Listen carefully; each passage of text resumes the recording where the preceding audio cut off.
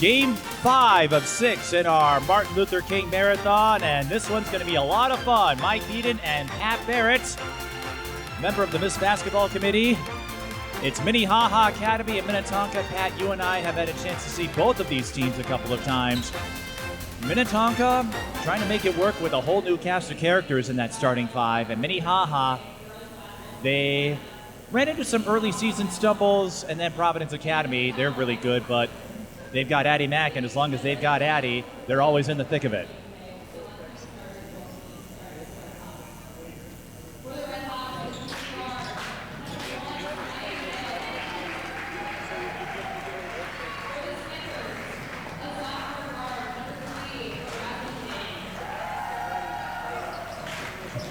Oh, yeah. Yes, this is not indicative of who we're rooting for.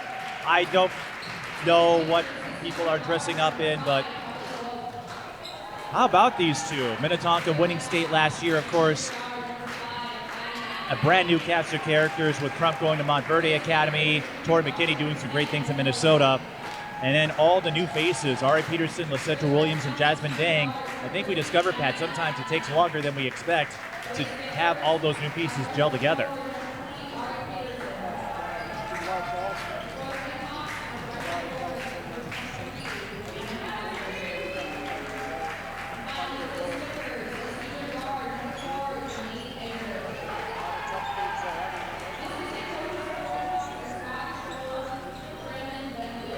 We'll go over the starters in just a minute.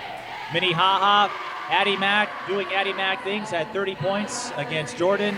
She puts up that number just about every night. Third in the state in scoring right now. She's been jockeying back and forth, but every year she seems to get one step better, and that's why she's going to Maryland.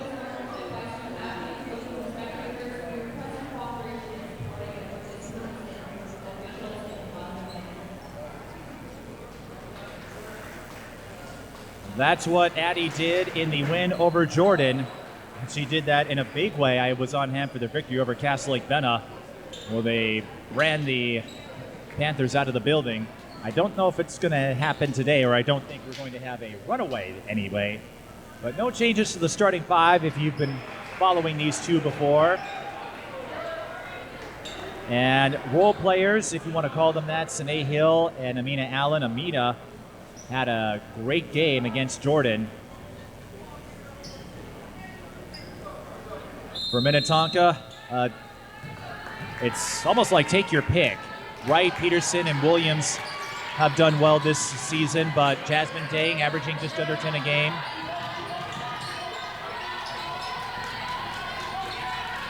As we get this one underway at the Butler Center. Minnetonka, a new face this year. Didn't play in this event a year ago, and Minnehaha, no stranger to this venue. They've been here the last couple of years. And I see we've got a crowd. Well, we've been getting a crowd all day. Well, and as you can guess, a lot of the dignitaries are here. Addi Mack set away.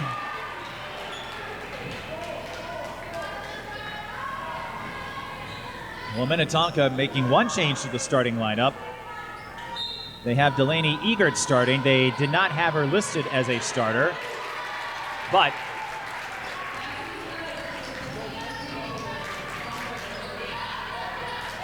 they've got a lot of talent. That was Ari Peterson, who is no stranger to Minnehaha Academy. Remember, she was at Providence Academy the last 2 years. She knows all about this group.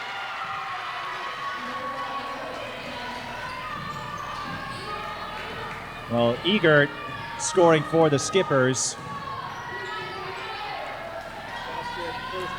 Thank you.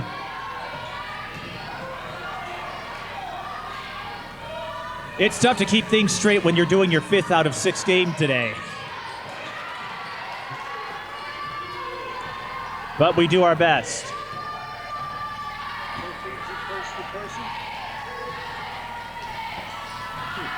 Turn the mic on, that always helps. Well, I had a one-sided conversation perhaps with myself, but that's all right. Ari Peterson with the rebound, can't get the runner. Well, now is the time for me to say that Ari knows a thing or two about this team, having played against them several times at Providence Academy the last 2 years. Although I don't think Brian Cosgrove had to tap her for notes. Brian, he knows a thing or two about this sport and the players to watch, the teams to watch, all of that. He is on the Mount Rushmore of our coaches, and one of the things he does so well is scout opponents. So I'm sure he has plenty of book on Minnehaha.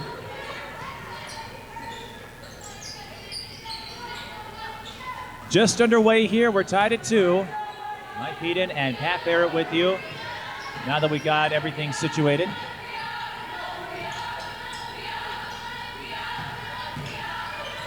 This is Daing on the attack. Jazmin to shoot 2. Daing, one of the new faces. She came over from Rochester John Marshall. And that was one of the big storylines, Pat, entering this season. Some of the Big 9 playmakers coming up north with Liv Bell at Hopkins and Jazmin Daing here for Minnetonka. No doubt. It seems like the best players keep finding other places to play at somewhere in their career, and it certainly helps the teams to get them. I wonder if Maple Grove's going to have that next year with them joining the lake. If we're going to see them play the portal game. They're going to graduate a lot of players this year. Daing splits at the line. Mack. Beautiful pass. Yes.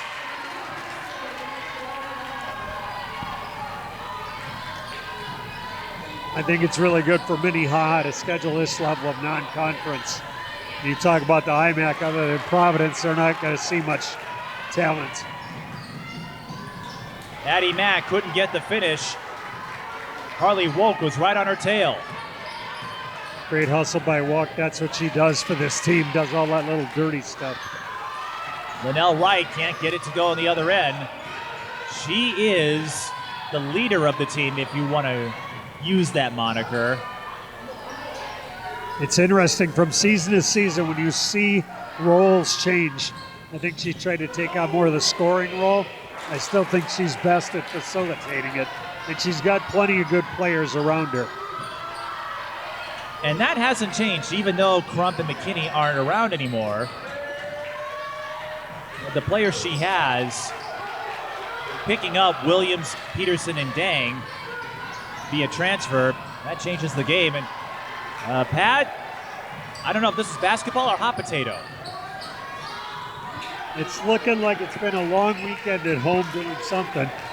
Well, Minnehaha played 2 days ago against Jordan at the West Metro Classic, one of the breakdown events. Minnetonka, they've been off a couple of days, but Harley Wolk, she is what I would call that X factor, that all reliable. Doesn't always lead the team in scoring, but when you need a good play, Harley Wolk usually delivers. She fits her role perfectly on this team. Whatever they need, she seems to step up and fill that role. 5-4, Minnetonka over Minnehaha. Give and go, Addi Mack, Peterson on her. Gets her own rebound, kicks out to Brianna Foster. She can knock down threes, but not that time. And Amina Allen not in the right place there. It's been an interesting season watching Minnetonka with so many new players trying to find their fit in the scheme of what they're doing, and obviously with outstanding coaching by the end of the season, I would imagine they'll find that role in those niches. But it's so challenging. You'd think, oh gosh, we've got lots of good players, but when you try to put it all together, it's trickier than you think in the game of basketball. Well, you can't just throw 5 players together and expect them to gel right away. Sometimes it takes time. Minnehaha, they've been through that as well. Beautiful setup. That was Williams. Sinae Hill leaking out. And in the vein of Wolk, I think Sinae Hill is another one of those players. Doesn't always light up the stat sheet. Well, when Addi Mack is there, that's a pretty high bar, but Sinae, always good for a play or two. Got to have those people on your team. And to your point about Minnetonka, I was at the game when Orono beat them, which was a big shock at the time. And then Orono, they've been beating up on everybody. just about, except Providence. Harley Woke converts the mid-range J. Both these teams were victims of the Spartans earlier in the season.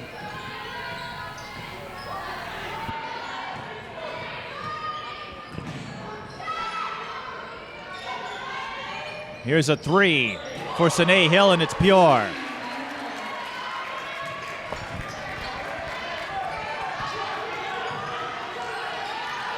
Nine-7. It's a tight one early. Orno coming back in a big way. That went off the support, will not count. It went off the beam. But Orno, they have a win over Benilde St. Margaret's. They beat Minnehaha. I think they've only lost to Providence Academy. And looking at that team, your first instinct might say, okay, maybe something, but I didn't think they were going to beat Minnetonka out of the gate, but you've got Allie and Maya Moore. Those are two pretty good players. That has shown itself up for sure. And the reason I mention it, I feel like Minnetonka at 3A and 4A as a whole, Amina Allen's three off the heel. Mack can't get it to go. Sobocinski trying to save it. Minnetonka picks it up. Addi's struggling a little bit in the early going. A little more physical probably against a 4A team than she'd see normally night to night. Wright launches off the heel. Anderson with the rebound. She's really struggled shooting from the outside the games I've watched this year.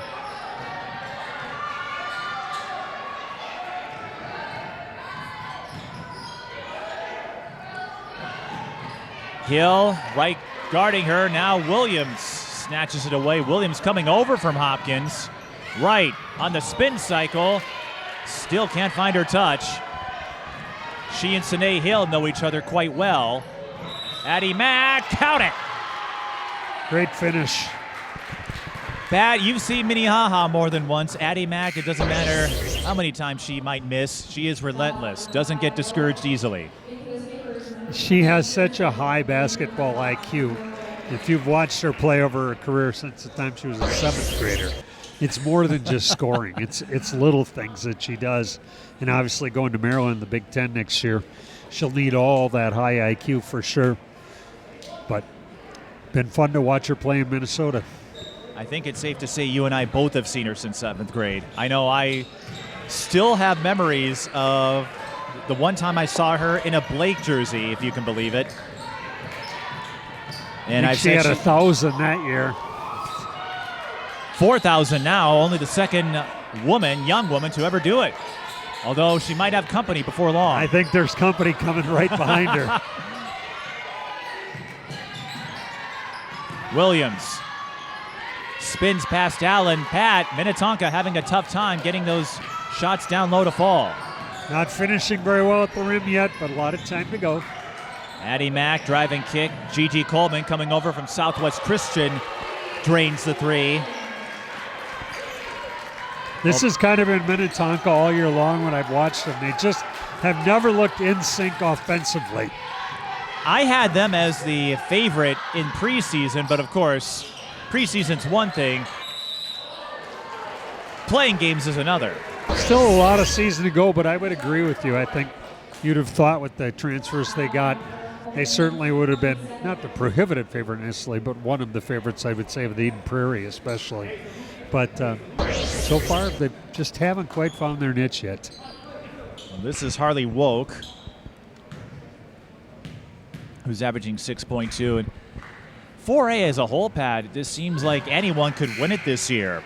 This is the most open I've seen 4A, and I can't tell you when. And, you know, certainly Woodson getting hurt for Hopkins certainly brought them back to the pack a little bit. They certainly would have been one of the top favorites. If Crump had stayed, I think that puts Minnetonka in that discussion, and too. And Cupido's been hurt for a while over at Hopkins. A lot of injuries, Blaylark's out for De La Salle.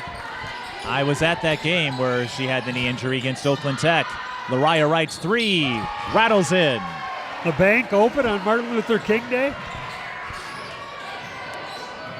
I always say, whether it's a bank or nothing but the bottom of the net, if it goes through, that's what counts. I think they put 3 in the book.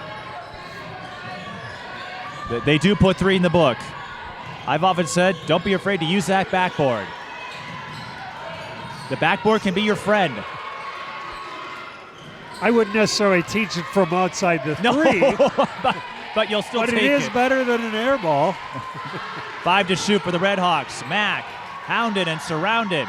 Coleman launches. Bullseye! Another great setup. Gigi Coleman with 10. And she got to play at her old stomping grounds 2 days ago at Southwest Christian.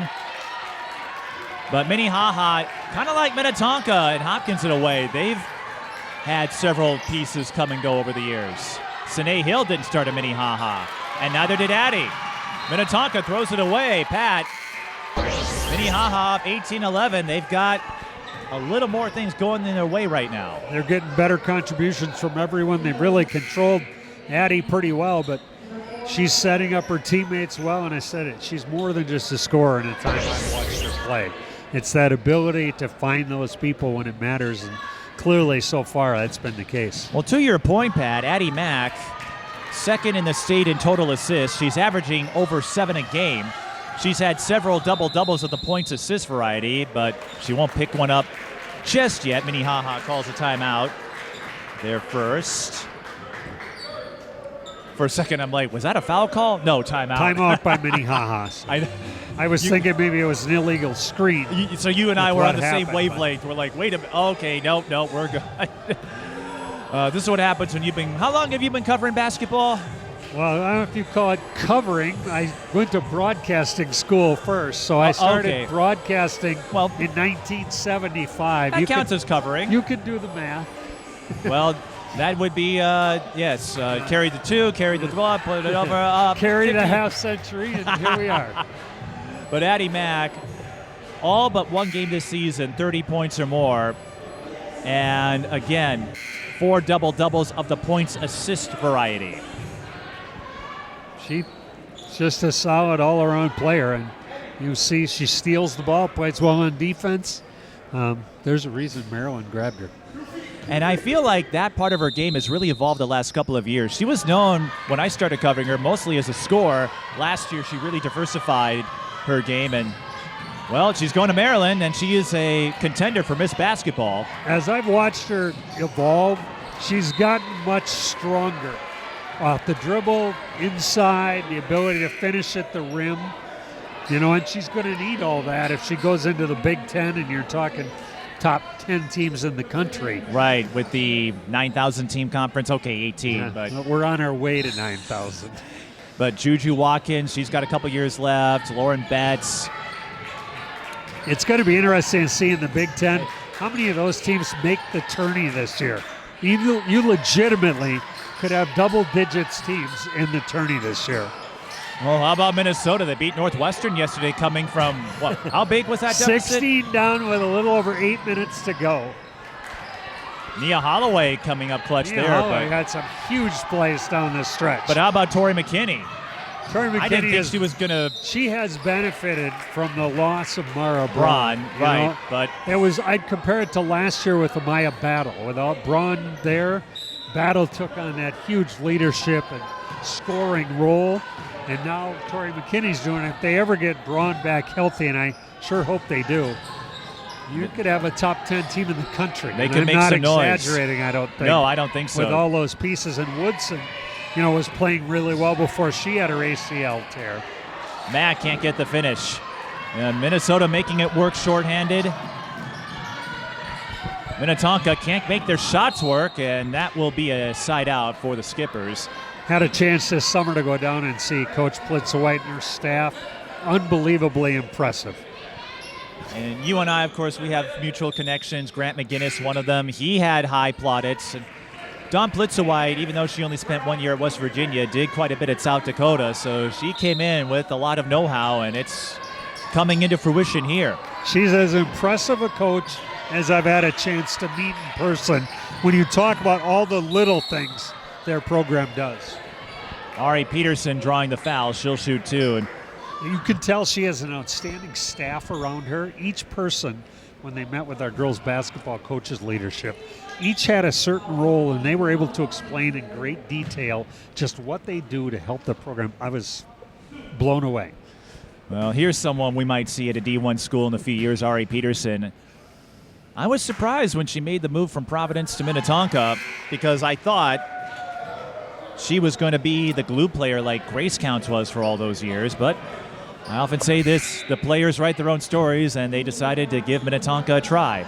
If I'd have told you Ari Peterson was going to leave Providence, and they'd probably be the best team in the state at this point, I don't think many people would have seen that coming. And I think the progress of Grace Counts is the reason. With Hope, yep. She's the reason, I think. Grace is progressing at UMD. She's doing okay, yeah. But when you talk about on both sides of the basketball, her offense has definitely started to catch up with her defense, was certainly a strength of her game. Ari Peterson making both free throws. She has plenty of Division I offers, and part of that All-Iowa Attack AAU program. That was another big story, Pat. You and I haven't had a chance to talk about it as Minnetonka will take over. Several of the top Minnesota prospects going down to Iowa. Chloe Johnson, Maya Wilson, Ari Peterson, Aaliyah Crump before she went down to Florida. Iowa's starting to poach some of our players. Here's what I'll tell you. This state's the top of our basketball compared with anyone in the country. There's no question in my mind. If you look at tourney time, there's 20 or 30 Minnesota kids every year who are key players on tournament teams. You turn on the television on a Saturday or Sunday afternoon, there are Minnesota players all over the map. Well, by the way, the state tournament starts March 12th. Pat and I will probably be there in some capacity. There's a good chance you might see me. I like sitting right at courtside, but I do get a chance to broadcast a couple games too. I can't wait, and really, you're going to blink and it's going to be here. We're already past the halfway point, so we'll be there before long. Nice defense inside there by Minnetonka. They've got the length inside to give lots of people trouble. If they can get that touchback from the floor, they'll be right back in it. They only trail by 5. Here's Daing working baseline. Another example, Wright, too strong. Pat, again, more misses from short range. Mack, the skip, Allen fakes, draws the foul. And will that be a shooting foul? Yes, it will. Amina Allen, 13.5 points per game, but I don't know if you had a chance to see the West Metro games, Pat. Amina really stepped it up on Saturday until Addi could get going. I didn't get a chance to play, but I did see him in the Cass Lake Bena game, and they were, you were incredibly dominant that night. Or were you watching? I was there, and that game was insane. I did not think it was going to turn into what it was, which was a huge win for the Redhawks. Good on Cass Lake's behalf that they're going out and trying to find good teams to play. They've got a good team that certainly is one of the favorites to come out of the North in their class. And 1A to 2A is a huge step, just like 3A to 4A is a huge step. So trying to take on good competition, and that's how you get ready to have a chance to get to state. Offensive foul on Minnetonka, and Lanelle Wright seemingly puzzled. 6:08 left in the first. And Pat, I said this with Orono.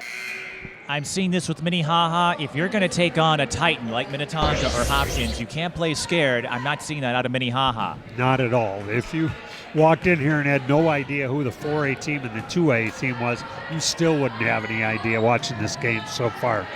And I think that's why 4A especially is so wide open. As Addi Mack scores on a tough layup. In the past, I would think when teams would play Hopkins, for example, when Brian Cosgrove was there and you had that starting 5 full of D1s, I think other teams, maybe they didn't have the talent, but it just looked like they never got quite comfortable. We're not seeing that this year. Not at all. And again, the injuries certainly play a part, and transfers certainly play a part in that.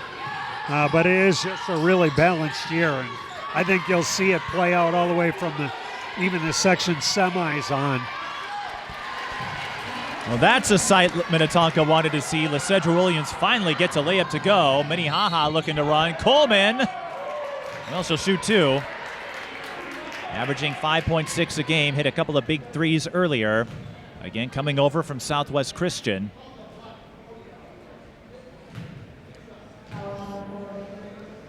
St. Croix Lutheran played earlier today here in this invite, also in Section 4, but I don't think Minnehaha will have trouble getting out of there. Gigi Coleman, 11 points. So there's a trivia question for you, and I don't have the answer. When's the last time Minnehaha did not make it out of that section? 2020. 2020. Concordia Academy got them that year. Okay. Avant and Saye had a pretty solid group. Amina Allen getting the O board. It's got to be about the only time in the last 15 years. That, I think 2014 they didn't make it either. Okay. There was some year in the 2010s, I think, when Chase Coley, I think, might have been 13 actually. Okay. When Washburn was in 2A. Sure, yep. But they're quite reliable. You can usually count on 2 IMAC teams making state every year, and you can count on that young woman to get you a finish in the lane. Minnehaha up 24-15, Pat. The Redhawks, they came to play. They're nose-to-nose with them on both ends of the basketball, playing really well now. Lanelle Wright says enough of this and takes it to the rack herself. Lanelle Wright actually has some connections of sorts. Her Minnesota Stars teammate is Sinae Hill, and they won a national championship together in the Adidas 3 SSB circuit for their class.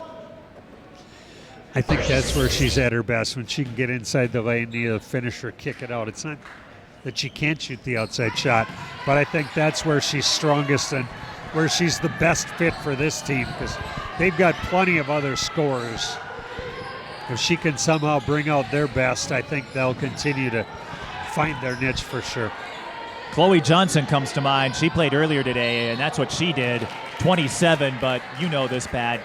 She is so good at getting others involved. Much like Addi Mack, her basketball IQ is off the charts.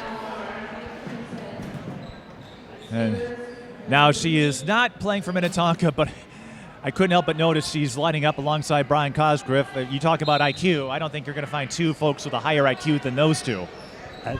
That's a lot of basketball IQ in a Maybe real you over small here area. might rival them, but that's it. Bring it on. Well, and Brian, his coaching tree now extends to his old Hopkins players. Allen can't get the finish. Minnetonka on the move. Peterson to Egert. And I think Minnetonka has found some rhythm, Pat. You know, Egert's battling back from a knee injury that took her out all last year too, so a lot of basketball left in this season. Just got to keep working hard every day. Good things will happen. Sinae Hill couldn't get the putback reverse, and Minnetonka looking to extend this run. Offensive foul on Egert.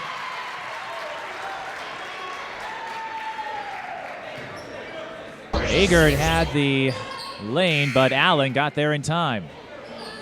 When you're driving to the basket, it's so important that you find A, a good angle, and B, as soon as you give up the ball to shoot or pass, slide sideways. And you'll avoid so many of those charging fouls. You continue on that straight line, even from a good angle, the good teams are going to take that away from you.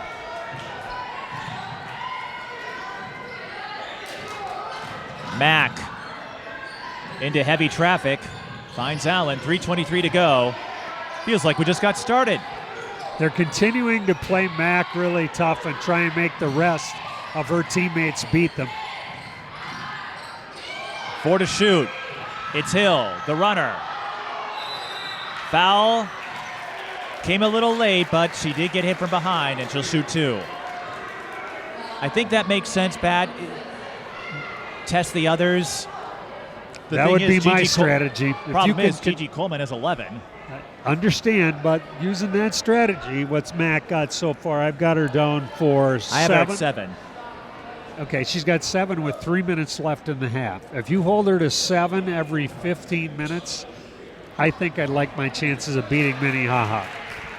That's not to take anything away from her teammates. I'm just telling you that when you play a basketball team, you can generally count on players taking a quota of shots. If you scout them, you know how many shots they expect to take. And if you can take away half of Mack's shots, I think you're going to find out you're going to be pretty successful against this team. Sinae Hill making both free throws. 26-20, Minnehaha leads. They've had the upper hand throughout this one. Minnetonka getting off to a cold start from the floor. Minnetonka trying to thread it inside, and Daing stepped on the baseline. And Pat, you talked about Minnehaha and their schedule. They played De La Salle and Orono earlier in the year. Benilde St. Margaret's at the Capital City Classic. Stewartville they beat pretty handily. Duluth Marshall, Providence, they get Lakeville North later in the season. You Crosby, take a look, Ironton, and Mike, Wayzata. Starting January 24th, they play at Providence. The 30th at Lakeville North. The 1st, they go up to Crosby Ironton. So they're going to find out a whole lot about their team in the span of a little over a week with those 3 road games. If they aren't already finding it out here. And they finish in the last week of the regular season at Maple Grove, at Wayzata. Could they be preparing for a move to the Lake North? Minnehaha? I doubt they're going to Lake Conference. But those are the kind of games you want to get as you prepare for a state tournament run. That would be something. I think Minnehaha, I haven't heard of them making a move. I don't think they will, but I'm saying certainly we laugh about it. But playing that level of competition is what prepares you. If you know you already have a good team, those are the kind of teams that will then show you, okay, here's maybe where we've got to get a little finer in our game, a little more polished, what somebody might try and do against us that level of team can do. Much like Minnetonka today is taking away Mack. This kind of game will help prepare them, and the other players have to be ready to step up when she gets them their setups so they can finish. Sobocinski missing the free throws. So to your point, Pat, by the end of the season, Minnehaha will play 3 Lake Conference teams. Maple Grove not there yet. Reach and foul on the Redhawks. They had 2 to give. And then outside of that, Benilde St. Margaret's, the 2-time Class 3A state champs. De La Salle won silver a year ago. Orono could make the show this year. You can take a look at Minnetonka's schedule. Starting on the 28th, they play at Hopkins. 31st, they host Wayzata. The 1st, they play Maple Grove up at St. Michael. And then they turn around and play St. Michael at home. Again, in the span of a week, that's their schedule. So Cedra Williams with the post up. Of course, in the case of Minnetonka, it helps that they're in the lake. It does, but they're still trying to find good teams to play. Maple Grove certainly one of the favorites to get to the state tournament and challenge for the title. Again, you want to see that level of team because it exposes everything you might not be as strong at. So you can go back to practice every day and say, okay, you saw what happened in that game. Here's what we need to work on. And you don't need to convince your team as much because they've seen it happen on the court. And with Maple Grove joining the lake next year, they're going to look a lot different. But, yeah, they'll have no shortage of contenders. You know, take away that Maple Grove won't be as good next year in girls basketball, but for their sports programs, it's a great move. Peterson with the steal off the inbound. Williams got open, and she'll lay it in. Again, you'd say Minnehaha really has played better in this first half than Minnetonka, and it's a 2-point basketball game. Well, Williams able to get down low, and more importantly, Pat, I think Minnetonka doing a better job finishing down low than they did at the start. Certainly, and their defense on Mack continues to be outstanding. Trying to keep her in check. Step back 3. Not there. Peterson took a spill. Minnehaha got a little too grabby. And will have a foul. That's their last to give with 52.5 on the clock.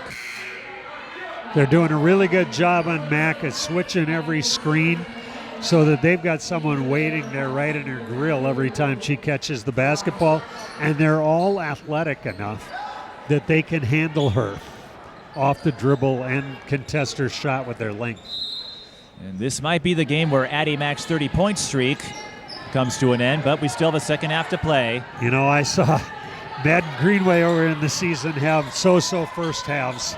and do fairly well in the second. So a lot of basketball still left. As have I. Last year against Stewartville comes to mind. Stop for the Redhawks after the missed jumper. We have a 2-second difference, shot clock to game clock.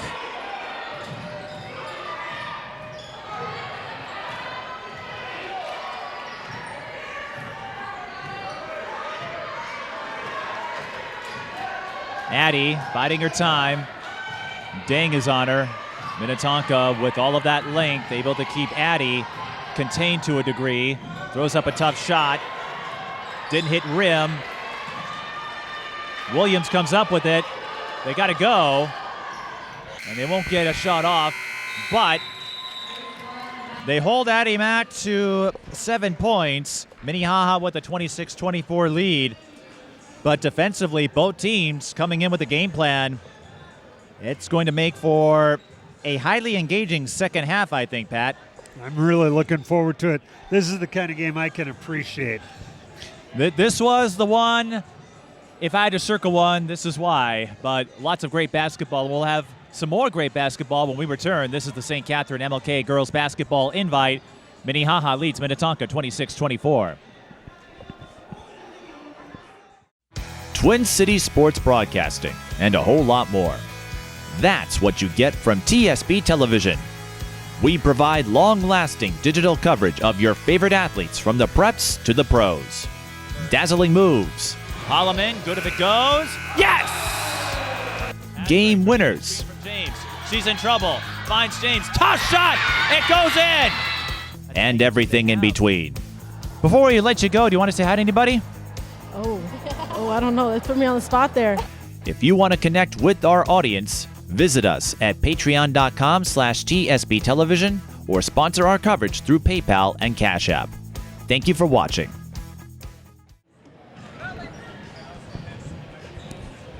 Mike Peden and Pat Barrett with you. Minnehaha Academy and Minnetonka, part of the St. Catherine MLK girls basketball invite. 26-24 Minnehaha leading Minnetonka. 11 points for Gigi Coleman. Hit a couple of threes along the way. Addi Mack and Sinae Hill with 7. For Minnetonka, nobody with more than 6. Pat, this has been a defensive battle. You and I were talking, what adjustments should we see for the second half? I think a lot of it will have to do with what Addi Mack can do to get open. What plays they have in their arsenal, you have to have some that are going to get her a shot opportunity against a better defensive team. And obviously Minnetonka is one of the best in the state. On the other side, where's Hopkins going to find their points? I think their advantage still is inside more, and I would be trying to run some stuff, getting the ball going to the basket more, because they haven't shot it well in any of the games I've watched all season. I think their strength is their length inside, and that's where I'd be going. If I was them, they've got the best coach in the state, I think, so we'll see what the adjustments are. Brian Crosgriff in his third year now at Minnetonka. Took a year off and then joined the Providence staff for a year under Connor Getz. The Minnetonka job opened up. A lot of you know why, but Brian, I thought when he was announced that was the best choice they could make to move forward. No question. Sorry. No doubt about it. Having an opportunity to get a coach of his ilk, a great hire. And 2 of his Hopkins players now head coaches, Ebony Rich at Cooper and Nia Holly at Two Rivers, both trying to build up their program. Gigi Coleman airballing the 3. Right to Williams. Great catch. Peterson. Back to Williams, up and in. That's where I'd be going until they stop me. I'd be working inside out to find my outside shots. Minnetonka struggled initially down low, but found some success later. We're tied at 26.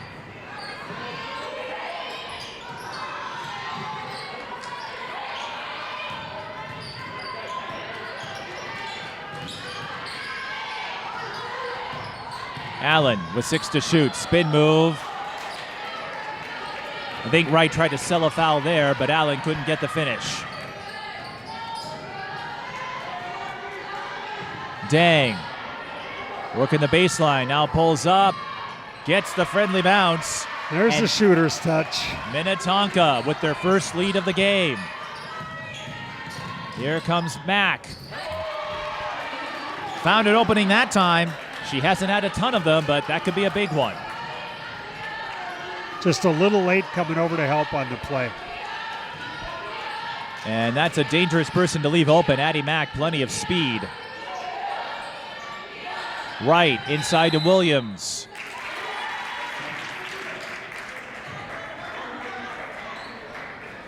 A foul was called on Peterson for the illegal screen. Off the ball screen. Those are the calls in the good old days of two officials. You never saw that call. It is what is clearly different in today's basketball with three officials. And I think it was only a few years ago when three officials became more commonplace. Yeah, it's been a while now, but there's no doubt about it. With three officials, you're not going to get away with those illegal screens away from the ball. For a while, when I started, you would sometimes see two officials. Addi Mack picking up the loose ball. Well, that's what you call making lemonade out of lemons. You know what? She's being a lot more aggressive going into the lane area to start the half. Peterson attacking the baseline, now kicks out. Daing for three. Rattles it in. Again, there's that inside-out basketball I was talking about. An official stoppage. I think they're calling delay a game on Minnetonka for knocking the ball away. That's okay. I don't always catch that because I'm jotting down on my score sheet, but it is worth reminding folks you cannot touch the ball after you score a basket. Or first one's a warning, second one's a technical. Second one a bench technical. Or I should say the offensive team can't touch the ball. Correct. Mack again. That's 3 straight possessions now, Pat, seemingly, where Addi's gotten a touch, and this will lead to free throws. It's interesting that they did such a good job of controlling her in the first half. Always somebody there, and 3 times in a row, she's beaten them to the basket. Addi Mack, as we said earlier, the second player ever to score 4,000 points. Last year was one of 3 to score 1,000 in a season. You can probably figure out who the other 2 are. In fact, I wouldn't be surprised if that same trio scores 1,000 again. She's going to finish this year as the second top scorer in the history of the state. She's going to go down to 4 by the time she's done, barring injuries, which is still an unbelievable career.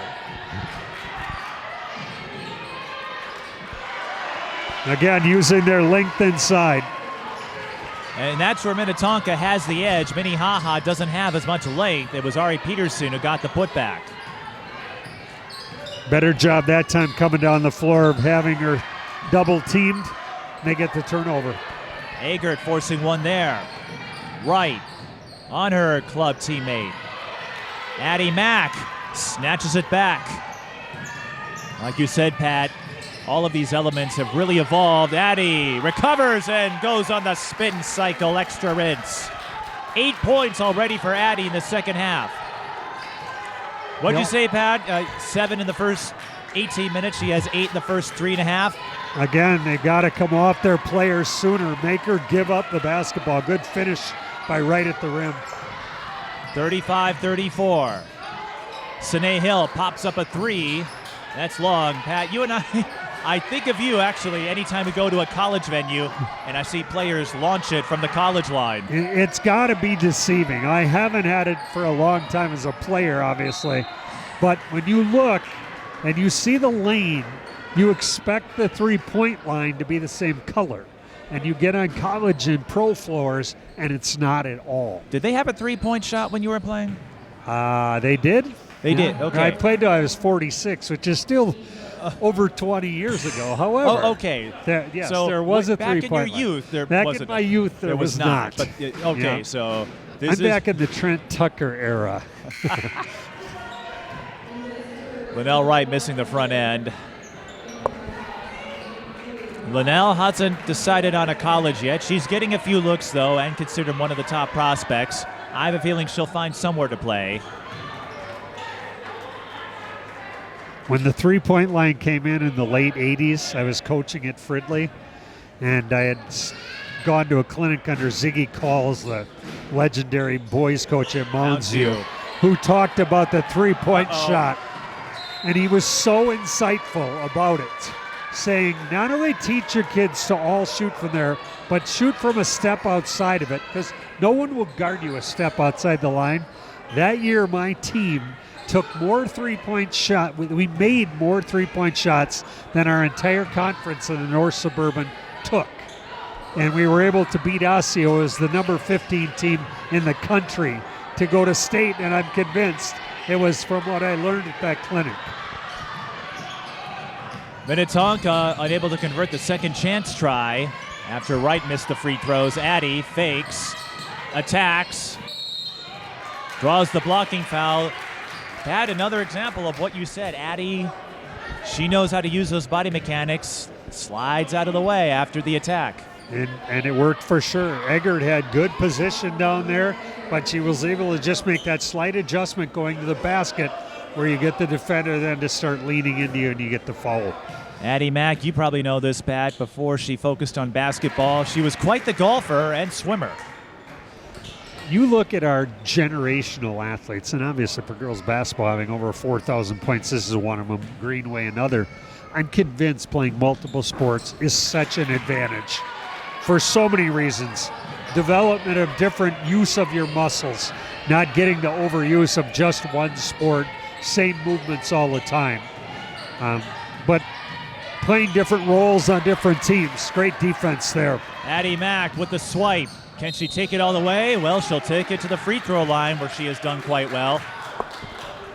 10 points in the second half already, Pat, and it's a 1-point game, but I think it's safe to say Addi has found a way to get through Minnetonka's defense. Minnetonka, again, has to do what they did so well in that first half, and that was come off their players and make her give up the basketball.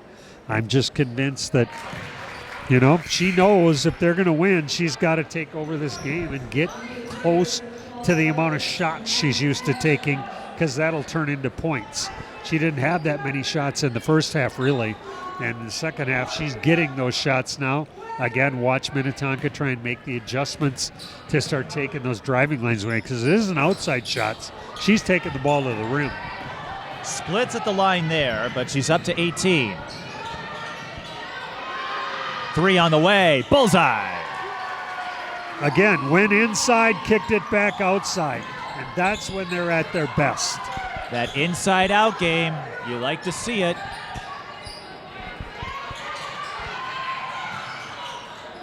Allen.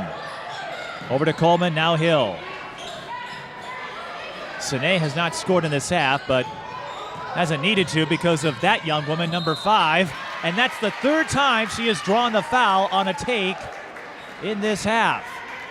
Lanelle Wright is saying, hell ball, but officials said, nope, you got her. They're letting her get too deep. She's able to get deeper into the lane to be able to get her shots off. She didn't have those driving lanes in the first half. She's doing a lot to create it on her own. 30 points or more in all but one game this season. The state tournament seems to be where she shines most. Last year, I think, had her first ever 50-point game in the bronze medal match, which Minnehaha won.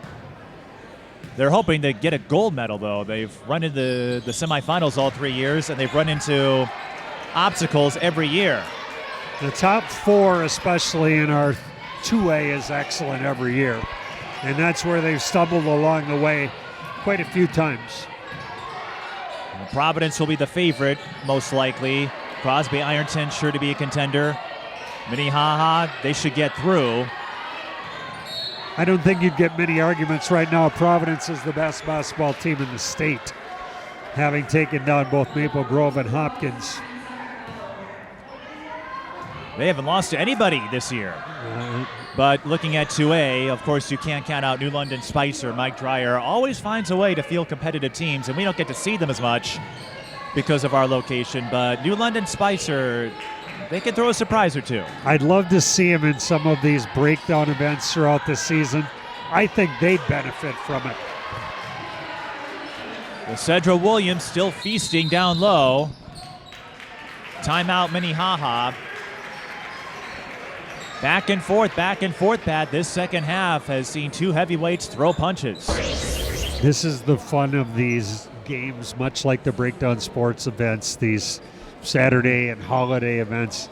putting together teams across classes. It's not just, Metro against Metro or 4A against 4A. You're getting outstate Metro matchups. You're getting 2A, 3A, 4A matchups. To me, it's so much fun, and it makes the seeding process, I think, so much truer and better because teams are getting a chance to see teams from all over the state. If they aren't playing them, they're often at the same venue that day. This is typically one of the busiest weekends, I'd say, this and Thanksgiving, because 2 days ago you had the Caston Manorville invite. Breakdown had the West Metro Classic, so you had a lot of teams mix it up. Benilde St. Margaret's and Stewartville got to have another rematch. Those two seem to play each other a lot these days. Well, they might play again one time later in the season, too. Stewartville came here earlier today, beat Becker, and they seem to have Byron's number. We'll find out. It gets out of Section 1 3A, but that's the beauty. This is why I usually block a date or two on the calendar every year for Thanksgiving and this, because you get to see a lot of teams in one place. Boys and girls basketball, between Breakdown Sports and all these other groups putting them on, it's made our basketball so much better at the top end. Mack to number 32, Clarissa Ross. That didn't go down. Again, that time they forced Mack to give it up, and we're able to stop, but you got to get the rebound. It's not a great possession defensively if you can't get the rebound. Second chance points. They play a part. Again, Sinae Hill harassed. Two excellent jobs of stopping and cutting down driving lanes. Daing. Great look Agert. inside. Yes. Agert was 6, the senior. Mack, bounce pass to Ross. Lanelle Wright gets her from behind, and now we've got a pile up on aisle 4. It looked more like Randolph Avenue out there, I think. Or as Johnny Carson would say, attention Kmart shoppers, clean up on aisle 4 or something like that. Good call. Good call. You probably would appreciate that reference a little more than some of my younger viewers. Only if it's a blue light special, and I truly appreciate it. Well, I did go down the rabbit hole after Bob Euchre's passing because he appeared on The Tonight Show 100 times. Just a little bit outside. Oh, let's just say Harry Doyle will always have a place in my broadcasting heart. All right, Peterson, that's on the line. Off the heel. Look out. Hill. There's the cleanup on aisle 4. Hill pretty much boxed out Agert there. Coleman can't hit the 3. That time there were 3 people waiting for on the drive. Telling you, that's the strategy to beat them, is you have to make somebody else shoot the ball. Williams doubled and fouled. If you look at their offense, most of this second half for Minnetonka, it's been inside out.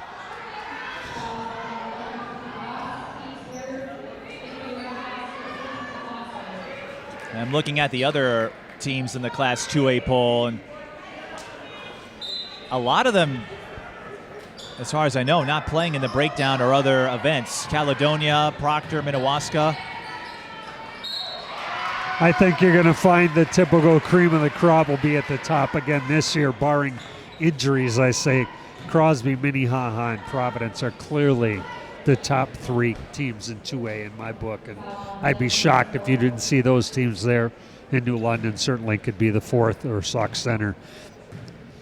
Jazmin Daing at the line, 9 points so far.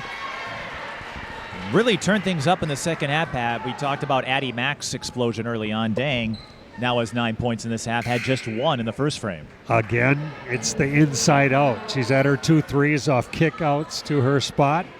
You know, again, that gives you how much more time because they got to help down inside on Williams. Opens up the outside shot so you don't have to rush it. A good pass, and it's shooting practice.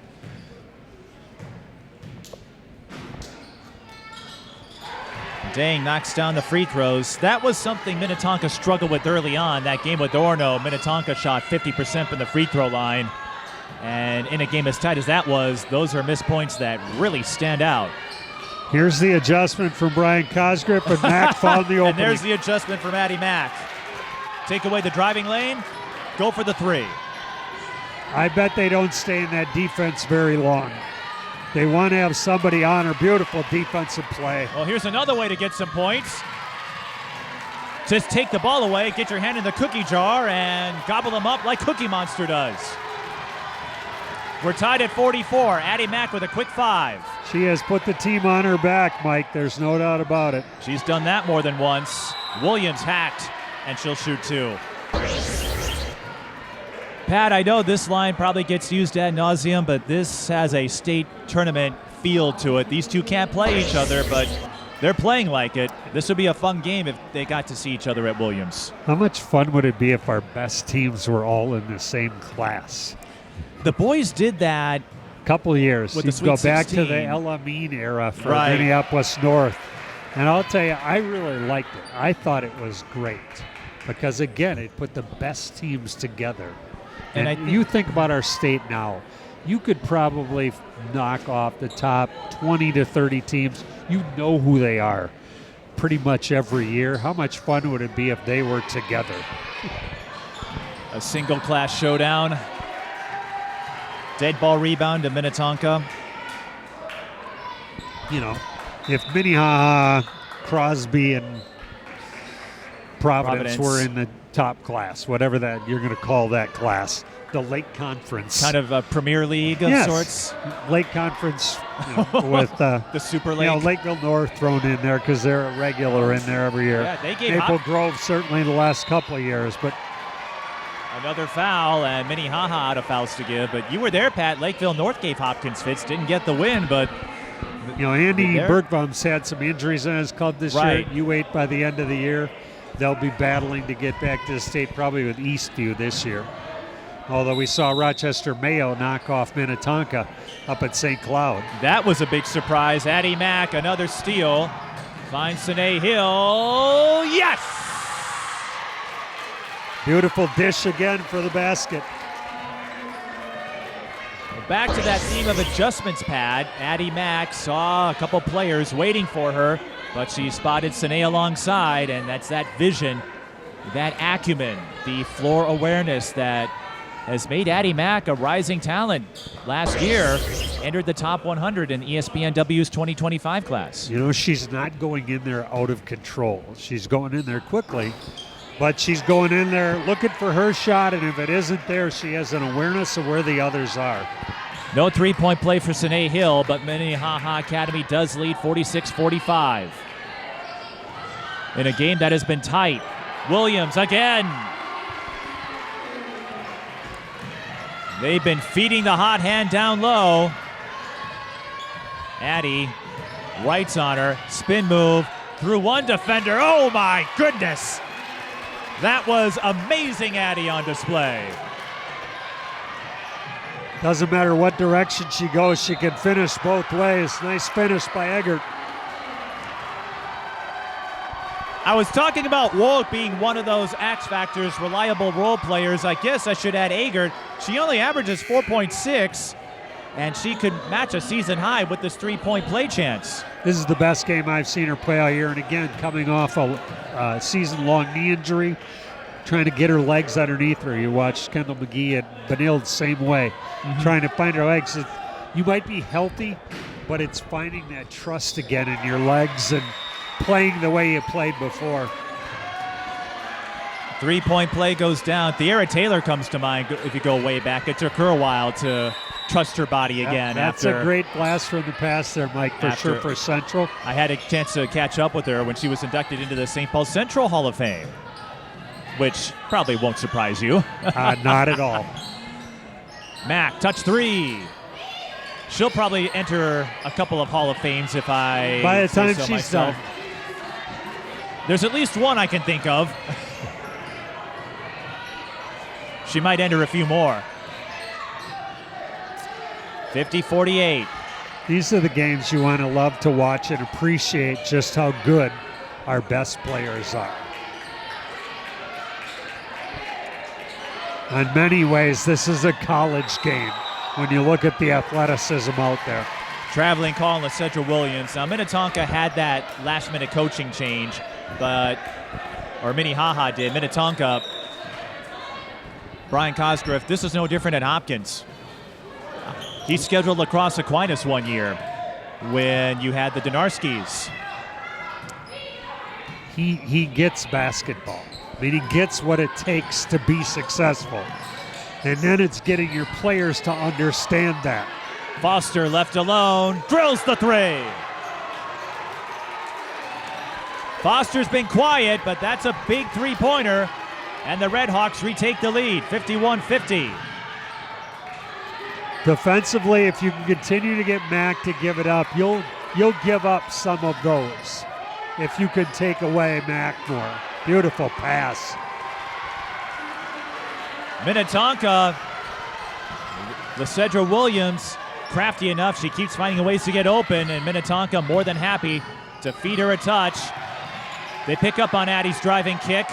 Great read by Williams. She didn't follow her in. She went back to the pass.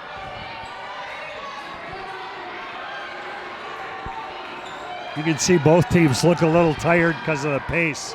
Foster with the block Beautiful on Wright. Play. Look out. Addi taking another hit. Sinae, gotta get it across. Oh, Sinae and Lanelle, they're gonna have some stories, I think, the next time they meet in AAU practice. Sinae tried to force it, I think. Lariah. Beautiful It's look. Peterson this time. Timeout, Minnehaha. 6:40 to go. The Skippers, big difference, Pat. After getting through that first 9 minutes where it was rough, they're finishing down low with great efficiency. You know what, though? They're continuing to look down low. That's where their advantage is, and clearly, I could tell you what the conversation was like in the locker room at halftime. Where's our advantage? Where's our strength? Clearly, the entire half, they played inside out. The other side, how are we going to get Addi some more shots? Well, let's give her the ball and get the heck out of the way. And that's what's worked for them in the second half. She's been much more aggressive going to the basket. She's gotten to the rim numerous times. Again, now Minnetonka starting to try and find some adjustments, take away some of those driving lanes. Now what's the adjustment going to be on the Minnehaha side coming back at them? How are they going to get her those shots again? I think of a line that our colleague Kevin Anderson, who's also on the committee and has been scouting, charting these games for years, can you survive a bad half?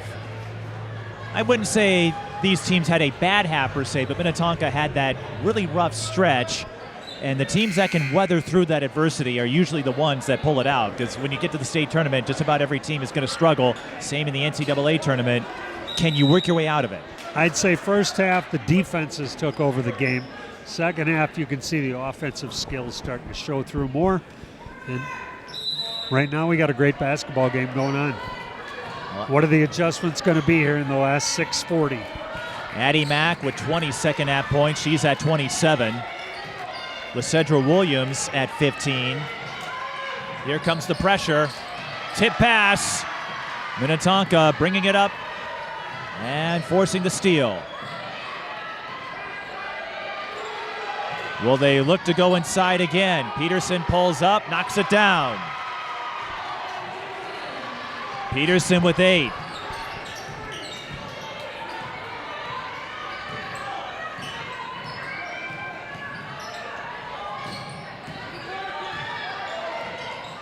Foster to Mack, side fade.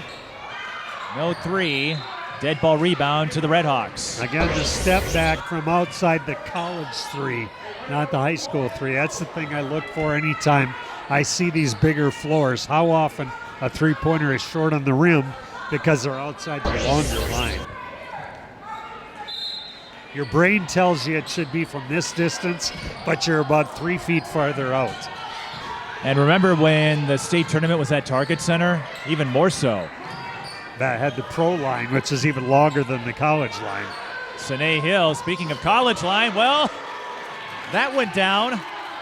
Then again, though, these players, the top ones, they work on that range. It's not that they can't shoot it. It's your brain telling you, where am I on the floor compared to where I think I am?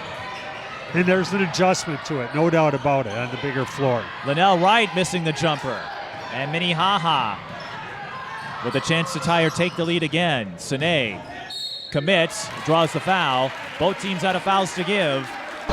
So free throws the rest of the way. Had her go into her left hand. Those are the ones as a coach I always telling players, don't foul them.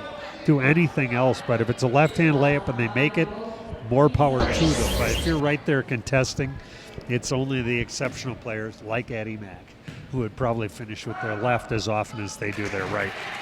Sinae Hill at the line. When she's not playing basketball, soccer player as well for the Redhawks, but her favorite hobby is crocheting. She has knitted several articles of clothing for her family members. And they probably are welcoming of it in this weather. And they will certainly welcome her free throws. How about her favorite announcers? Tell me we couldn't use a nice warm blanket for the ride home. I'll talk to Sinae's parents about that. I know them quite well. We're tied at 56. I don't care what the color is. Just make it warm. And let her know I wore my Minnehaha colors today. Yes, I guess I have the Minnetonka ones. Great finish by Peterson at the rim. Ari Peterson showing her colors. Sinae thinking about it. Skippers lead by 2. This has been a close battle. Minnehaha got the early lead. More pressure from the Skippers. That has been a staple of Brian Cosgrove teams for a long time. Daing, no. Peterson fouled. And when you have someone like Peterson, again, I'm sure Brian Cosgrove has scouted Minnehaha, but I'm sure Ari probably consulted with her teammates. Hey, here are a few players to watch for. There's no doubt anytime you can share your thoughts on people you're used to playing against, it's a huge advantage. What are their pet moves? What do they like to do? You know, are they going to be gambling on defense? Can I find my rebounding lanes like she has the last couple trips? Knowing all those little things about your opponents is so vital.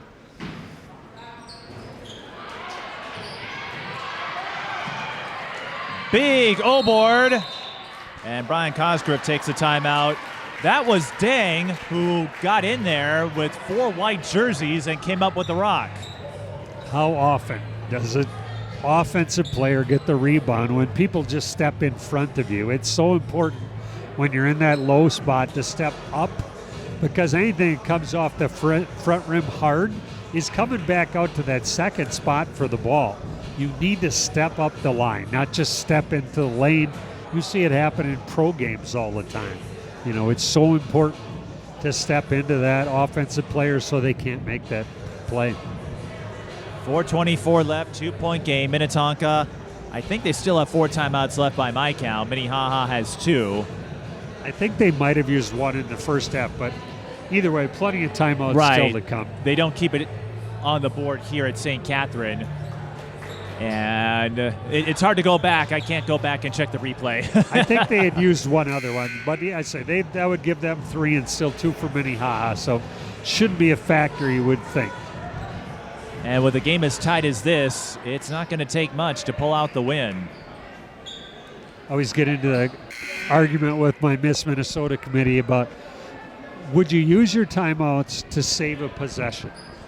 Dive on the floor and get the ball. I said, if I could get 5 more possessions, not give the ball away, like where she was, called the timeout, saved it. They were going to lose the ball there on that possession.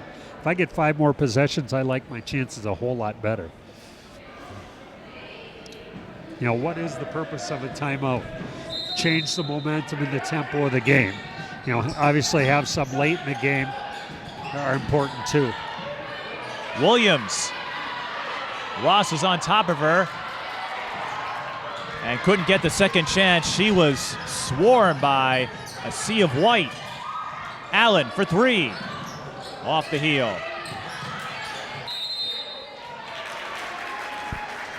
Minnehaha with the dead ball rebound. I was talking earlier, Mike, about 3-point shooting. Having watched Dennis Rodman and listened to him, we used to have our players rebound in practice for 3-pointers so they understood where the ball was going to come off. And it's so vital because it usually comes off at about the same angles they go up, wing to wing, baseline to baseline. being able to go to those spots, not just run to the rim on those long shots. But nobody's won this yet. Another takeaway for Minnetonka.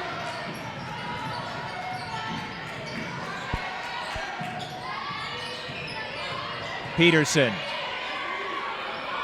needs help. Remember, the 5-second count applies on held balls. Wright through the lane. Good step. That's where she's at her best. And that was a big recovery after Minnetonka looked like they were in a pinch of trouble. Does Minnehaha have an answer? Addi Mack. It's been a while. Here she comes through the lane. Got it. She finishes so well with her left hand. I've seen her at this event and so many other games. She can finish with either hand. And that's what makes her such an attacking threat. She's got 29 right now. You're going to bet she's going to make her 30? We'll see. Less than 3 to play. Loose ball. Now Wright is open for 3. Yes! Big basket. Lanelle Wright with 2 big plays. Addi can't answer on the other end. This could be the go-ahead move for Minnetonka. Trying to close this out. Side out for the Skippers. Obviously, huge basket here if they can get it. Makes it a 3-possession game with a little over 2 minutes left. Minnehaha 12-4, Minnetonka 10-4.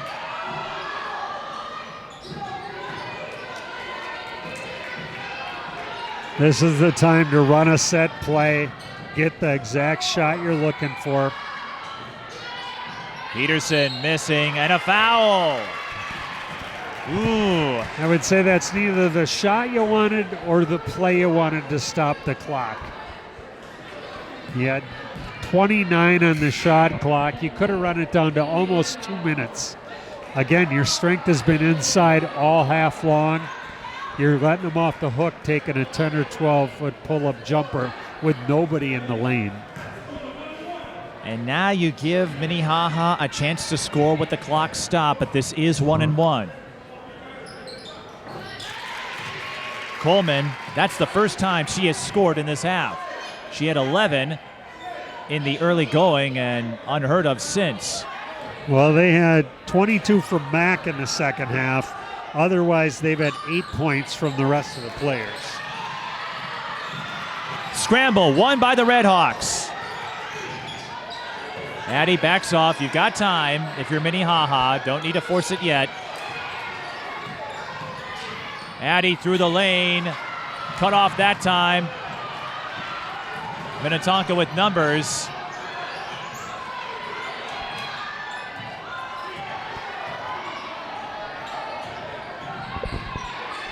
Right. Again, look inside. Get something going to the rim. The pull-up from Williams. Well, that's not where you were hoping they would go. I think you're letting them off the hook. You beat them inside all half long. They've been coming up clutch on defense, though. Look out. Great play by Mack again. She's got numbers. Can she get through Williams? Cannot.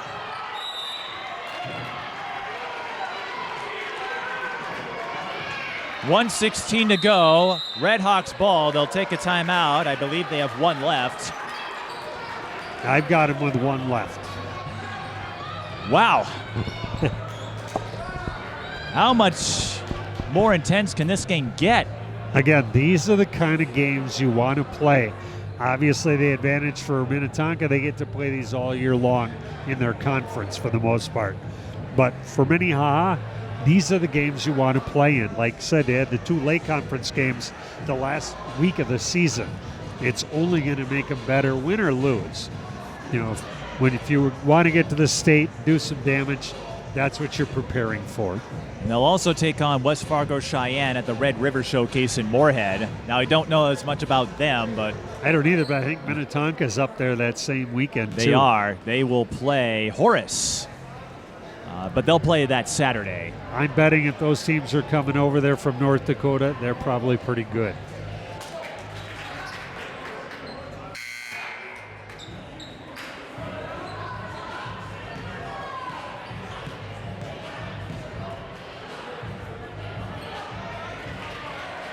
Well, Lily Bell goes to North Dakota, plays on the Stars program with Wright and Hill, and is one of the top players, two-time Gatorade Player of the Year. I think I might have seen them play Hopkins last year in St. Cloud. You did.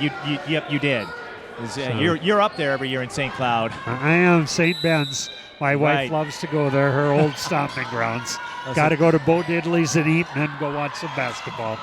Well, let's watch this final 1 minute and change as Ross short on the three. Allen got bumped. And if you're Minnetonka, I know you're up by 4. You've had the upper hand, but this has to be vexing Brian Cosgriff here because you're keeping that pathway, that lifeline open for Minnehaha. You think about the last minute and a half. They had a 5-point lead in the basketball. You've gotten a turnover and 2 outside jump shots. On the other end, you don't get the rebound off the miss and you push her in the back. But you got to make the free throw. And again, you don't get the block out. Redhawks with a timeout left, and they'll have to use it here. It's a good timeout. You know, where Saves she was possession. stuck, this possession is so important. It is, but it leaves them without any more, so they can't stop the clock if they score. First things first, though, they have to score on this possession. But it goes back to what you said, using timeouts to save it. They do, but they don't. This is where the shot clock comes into play. Old-time basketball, this is where absolutely you had to score or you were in deep trouble. Even if they don't score here, you're going to have 55, 50 seconds left. You still can get a stop. You still go down and score quick, and then you can play the foul game. So it's not like our backs are absolutely against the wall with the shot clock. 63-59, Mack with 29, Sinae Hill 14, Gigi Coleman with 12. Minnetonka, they've been spreading it around. LaCedra Williams leading with 15. Jazmin Daing with 11. Those two have played well in the second half. Peterson and Wright with 10. Minnetonka, it hasn't been easy this year. Again, a lot of new faces. So chemistry not where it was a year ago when you had the big three of Wright, Crump, and McKinney. But there's a reason Minnetonka they were in about this exact same favorite. spot, Mike, against Rochester Mayo up at St. Ben's and lost. Whoa! Great defense right there. Foster threw it away. And then Allen snatches it back. Mack, collision, blocking foul. Such a hard call. It can go either way. And I'm not laughing because of how the call went. I'm laughing because you could tell, Pat, I'm guessing you caught this too. You can figure out which side felt which way about that call based on who you're rooting for. Obviously, 2 big free throws coming. There's your 30 points you were talking about. Well, so that will keep her 30-point streak intact. More importantly, though, it's a one-possession game. Now you can play for a stop, even though you don't have timeouts. Too bad for Minnetonka. They had the great defensive read, got the turnover, and then gave it right back. And now you're back in that one-possession ball game. Minnehaha can play for a stop. Minnetonka still has 3 or 4 timeouts. And there's one of them. Brian Cosgriff not taking any chances. Again, good use of the timeout. They were in big trouble there. Now you still get the full 10 seconds. Here's the difference in the NBA and high school basketball. NBA, you'd still only have 5 seconds to get it across. In the NBA, you'd only have 3 because they have an 8-second to get it across and half the 10 court. second count resets and in high school it and resets college. in high school where it doesn't in pro. Right. But you spoke of this late game execution. Minnetonka not making it easy. They still have a chance to close out, but you said up by 5, and we've seen a couple of outside shots that didn't fall, a lot of turnovers. They got the steal on the inbound and then threw it right back. These are those Minnehaha. moments throughout the season. These are the ones that lead to a great season or they lead to a frustrating season. I always said there's about 70% of your games you're either going to win or lose. You can pretty much pencil it in for most teams. But it's that handful of games where we execute down the stretch or we don't. That's the difference in it feeling like a great season or not so great. And so far for Minnetonka this year, it's felt not so great. We'll see if they can pull this one out. Against Orono, they had a chance to close out, couldn't do so. And if they end up letting this one slip away against Minnehaha, we're going to be talking about these last couple of minutes where they had a chance to close out and had trouble with ball security. Again, Minnehaha can play for the stop, but they have no fouls to give. All kinds of pressure. Got to get somebody going to the basket because they're going for a steal at every spot. They're coming off their players coming up to get the ball. That's where you got to have somebody cutting back door to the basket and be aware of where they're going. But they took care of the ball. Now you got to knock down the free throws. Lanelle Wright averaging just 3.7 a game. A 7th grader. I never thought I'd see the day where a 7th grader would play in a Brian Cosgrove team, but this is where we are, where these youngsters are ready to go. You know, we had talked before the game about you've got so many more young players because people are afraid their good players will move. Oh! Sorry to jump on you, but a missed free throw gives Minnehaha a chance. They can go for a tie or the 3. Matt got bumped and coughs it up.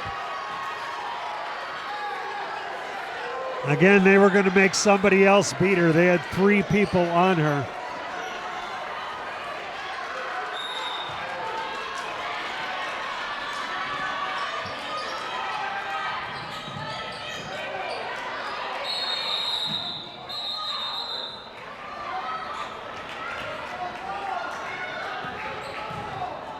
Skippers call another timeout, 18.8. I think that leaves them with 2.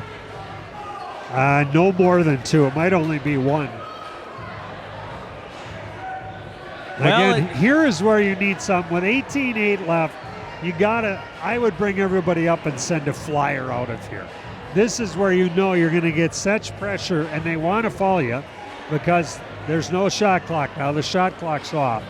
You got to get somebody flying to the other end. Even if you don't use them, you start to clear out some space. This is where I always had a call. Whoever I thought had the best chance, we had a way to signal who was going to get a screen and who was going to get the fly. This is probably where you drop a play for your speedsters, your track runners, so to speak. Well, they've got enough track runners over there. It's figuring out who's guarded by somebody that we think we can beat flying to the other end. The other piece is you need somebody who can throw it accurately to the other end. So we'll see what they have in store. I want somebody going to the basket on this. And again, he's brought everyone else up. So you could bet somebody's flying. Look out for a leaker, an outlet. Nope, they're going to go straight in. Ooh. Double bonus here, so 2 big free throws for Lanelle Wright. And remember, Minnehaha out of timeout, so if Lanelle can make both, that would just about do it. 17-5, still enough time if you get a quick basket. If she only makes 1 or doesn't make any, it's a one-possession basketball game still. Right. So the foul isn't bad at all at that point. It's really not. You want to extend the game. Yeah. I'm not saying Addi shouldn't have done that. Again, here's where if you had the extra timeout, maybe you could get it up the floor more efficiently, but we'll see. Big free throw. Said even if she makes this one, get it Mack's hand, go down, create a score quick. You still got another chance to foul. The thing is, the clock doesn't stop. Jump ball. Minnehaha with the arrow. Pat, I think that's the first jump ball we've seen all game. I agree. I don't think we've had one all day long on the floor. Again, they need a 3 or a quick 2 here. I would make them stretch the floor. I wouldn't go for steals. You make them catch it on the other side of you and make them have to beat you up the floor off the dribble. Now you get back, close down driving lanes. Addi with the driving kick. Extra pass offline. It's Allen. Yes! Huge three.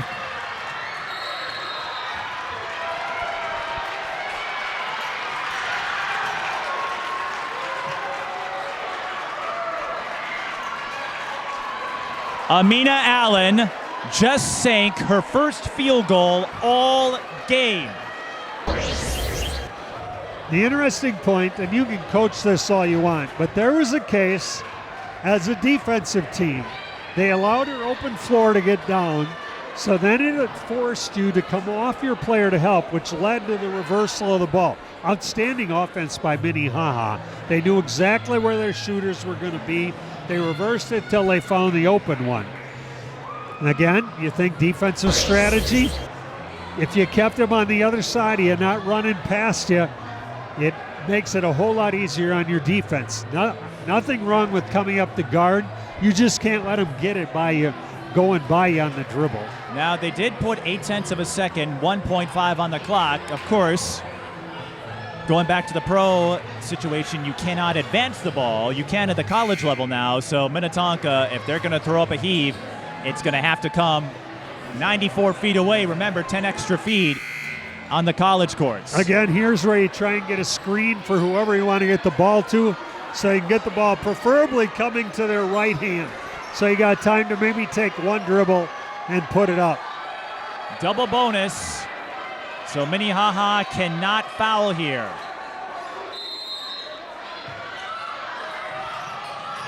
There it is. Did that count? Too late. I don't think it wouldn't have counted anyway. I don't think so either.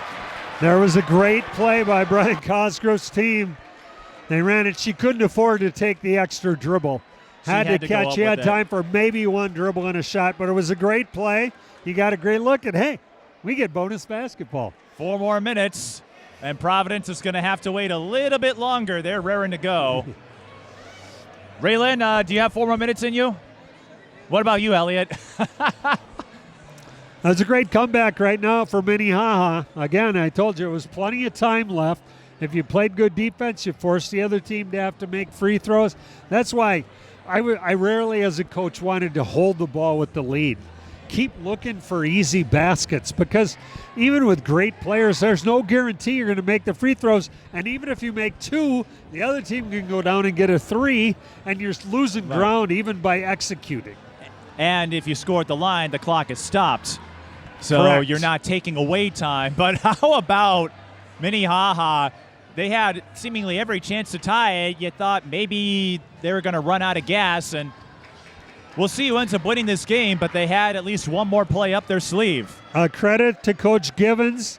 His team knew exactly what they wanted to run at that point and had their shooters exactly where they wanted to be, so you could kick it out and get the ball reversal to find the open one. Great comeback by them. We get 4 more minutes at least. And buckle up, I always say. Let's have some fun. Or as Samuel L. Jackson's character in Jurassic Park said, hold on to your butts. That's my go-to. And it really will be a case of holding on to your butts. Now, fouls carry over, so both teams in the double bonus here. Any foul, 2 free throws automatically, and each team gets a timeout. So I think they're both with one now. One. Do you think they both have one? I know Minnehaha has just the one. I think Minnetonka's the same. I guess we'll find out if one team takes 2, right? Overtime. Williams used up the dribble. Daing around. Too strong. Oh, Pat. This game, overtime, I'm like, you wish this was at Williams Arena. Addi Mack draws the foul. On the floor, doesn't matter. She still gets 2 shots. Right, double bonus, so it doesn't matter if it's in the act of shooting or not. But I'm just thinking, don't you wish this was a state tournament game, or that there be some sort of showcase event where you could bring in a big crowd? Absolutely.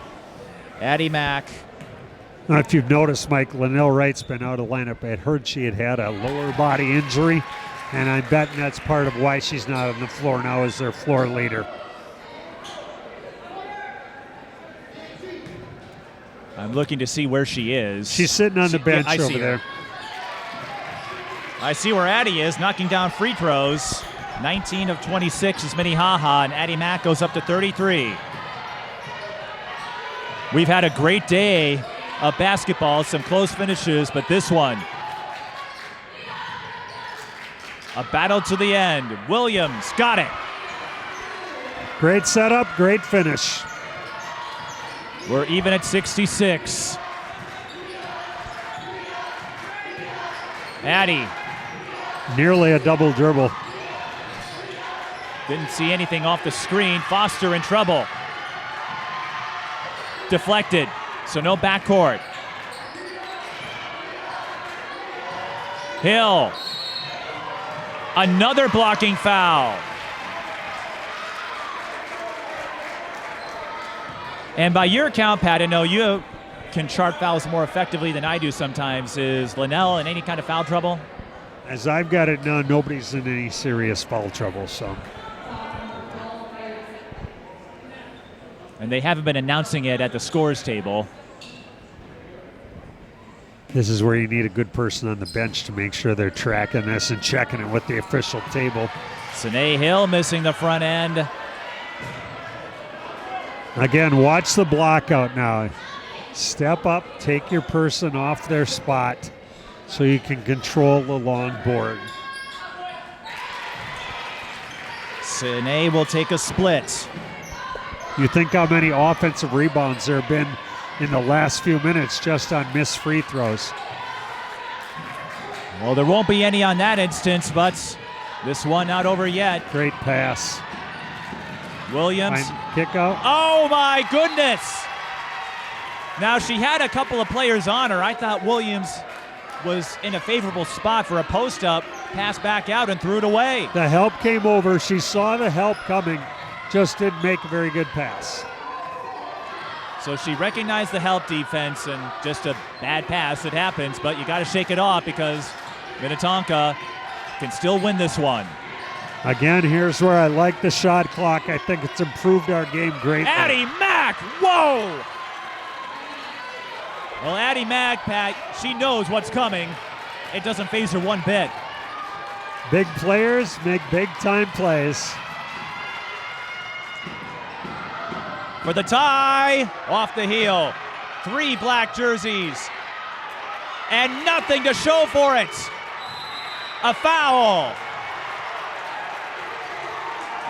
Pat, if Minnehaha wins this game, I know we were talking about that last 2-minute sequence. That might be another one. If Minnehaha does hang on for the win. A couple of bunnies at the front of the rim and didn't get the finish. And you had 3 black jerseys around the rim. A 3-on-1 edge.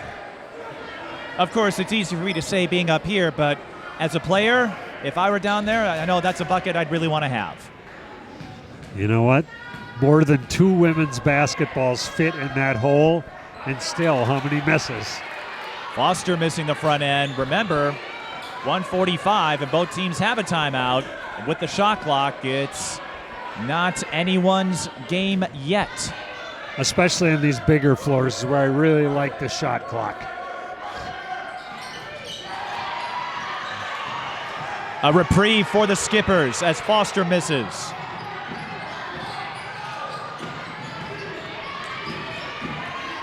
Run your offense, plenty of time, get a basket. Peterson, the leaner, not there. Addi fouled again. Again, and that's you had the last player you want to foul. You had her pinned to the baseline. Don't reach. She had nowhere to go. I think of a line that Avery Brooks said to his fellow castmates in Star Trek Deep Space Nine, glide. In your case, Minnetonka had the defensive positioning. Like you said, they didn't have to be over-aggressive. Just let the baseline be your friend. These have been the little plays that have just, I'm sure, been driving Brian Cosgriff nuts. You've got good players, not making good plays. And you've got one of the best players and one of the most clutch scorers. Again, not just clutch scorer, got the big rebound down there. Well, Addi can do it all, even though she's about 5'7", I think. Again, you still got time. Right. Go down, run your offense, get a good basket. It's a one-possession game if you do. If Alex Nagel were here, he'd say this is not the time to hit the panic button yet. This is where they miss Lanelle Wright as their floor leader, getting the ball where it's supposed to go. Big finish. Wright has been on the bench, again, not in foul trouble, but you notice she was nursing a lower leg injury. Yep, it sounds like she's missed some time lately with a lower leg injury. And you know what, in the long run, again, you don't want to lose games during the season, but this is where other kids get a chance to step into roles and step up for you. Long run, it might be good for them in the long run. And if there's a limit per se for Lanelle, we've got a 3-point play chance for Daing. You don't want to exacerbate it here. No. When you might need her later on. There's plenty of good games around the corner. You want her healthy for those. You've got a brutal Section 2 playoffs you got to deal with, and then you state. can't win the season here today, but you could lose it if you lose her for an extended period of time. It's Minnehaha ball, no 3-point play for the Skippers. Again, just play good defense. You've got the shot clock down to 15. You'll have 30 seconds left if you get a stop. Oh. And that was all Addi. She was just running around with that rock. It looked like Minnetonka was trying to throw her off her rhythm, and then you get the foul. Again, you had the shot clock down to about 12. We're in plenty good shape if you get a stop. You don't have to foul. And again, Addi Mack forced him into it. I think so Walk falls out. Yep, Woke fouled out. I heard the buzzer sound, and I guess it's one way to know about the foul tally. It is. But 2 more free throws for Addi Mack, who is... Again, you're back to a 2-possession game now. You got to go down and get a quick score. I would probably try to steal the ball in the backcourt. If you don't get it there, then I'm going to go foul, and I certainly am not going to foul Mack. I'm going to make somebody else beat me. It's a split for Mack, so the door's open, but Minnetonka can't fool around anymore. Get something going to the rim again. Well, this may not be the worst-case scenario. Again, make your free throws.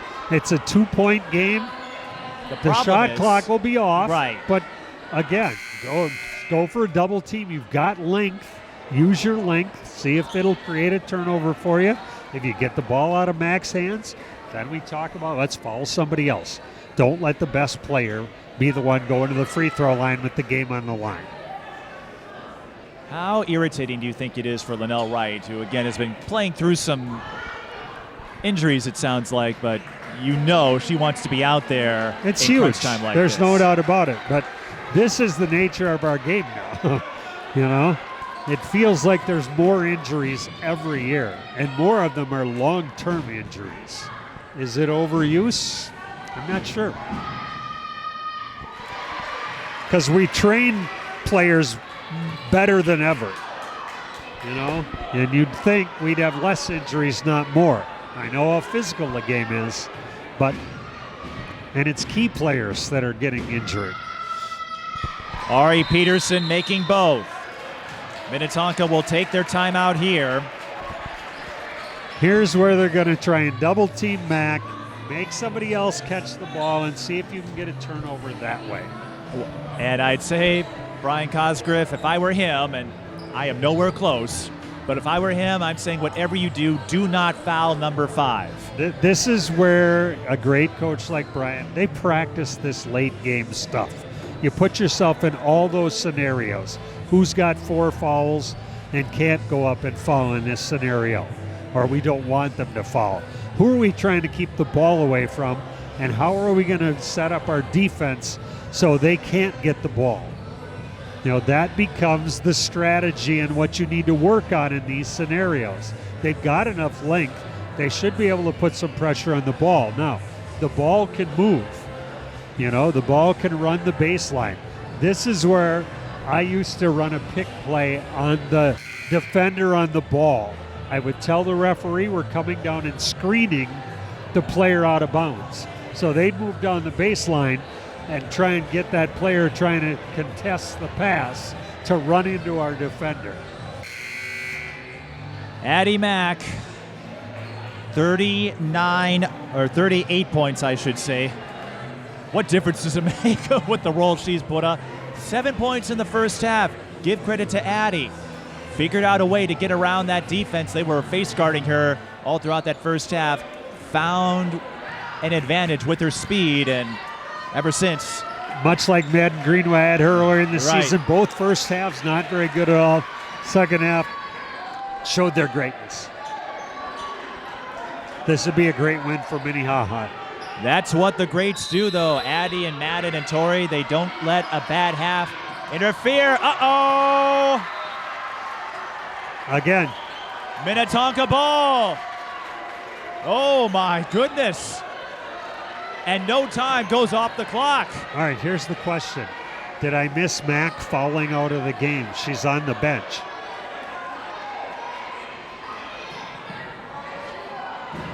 I think that would be the case. So both players, both teams without their top players, arguably. Beautiful pass. Peterson fouled. So Wright is out. Mack is out. Wright again out for an injury, not because of fouling out. And Woke also out for Minnetonka. This is where that overtime really puts a strain on depth. Here's where your depth is. Hopefully you've had these players on the floor practicing. I always called a bad foul on my best player and got him out in our practices, so I could see who else was going to step up in these moments. Ari Peterson, obviously, to this point, stepping up big time. And again, it was a great pass by Williams that got her the good look at the rim. Allen with the rebound. Now you've got to get it across. Blocking foul. Peterson split at the line. However, even if she Sinae, makes two, you still got a one possession. You and I were thinking the same thing. But Minnetonka, I believe, out of timeouts. I believe so. Yep, they used their one about a minute ago. So they'll have to come up with something on the fly one way or another. Again, this is where if you've practiced, you know what play you want to call. You can call it from the bench. You know who you want to go to in this case. Not having Lanelle on the floor, obviously, huge as your creator. But they've got plenty of good players. Last time it was Daing taking it the length of the floor. They've got to get somebody driving and kicking out to a shooter, much like Mack did when Minnehaha caught up. So both teams without their point guards, basically. Big Sinae free Hill throws. makes both. Pressure from Minnehaha. Minnetonka needs a three to tie. 7, 6. No, he did have one more timeout. He did have one more. Okay. So I was right. Way to go. That's all right. They aren't keeping track of the score for us. I can't get any points. It's like, whose line is it anyway? They don't mean anything up here. I've been wrong lots of times. It's okay. I'll get over it with counseling. So 6 seconds left. Mike, you're in the huddle for Minnetonka. What are you running? Ooh.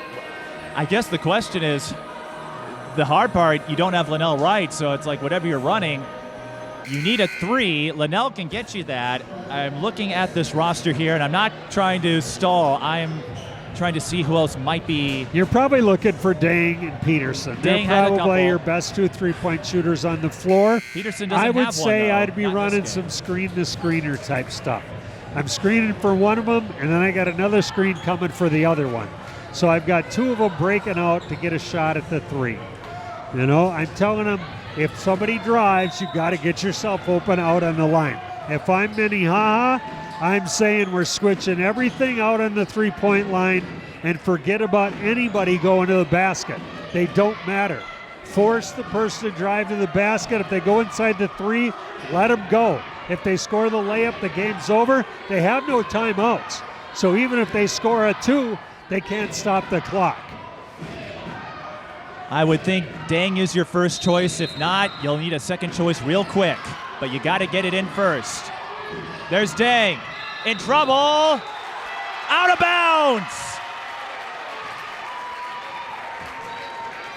They tried to get both their three-point shooters breaking. They had Peterson breaking off the backside towards us.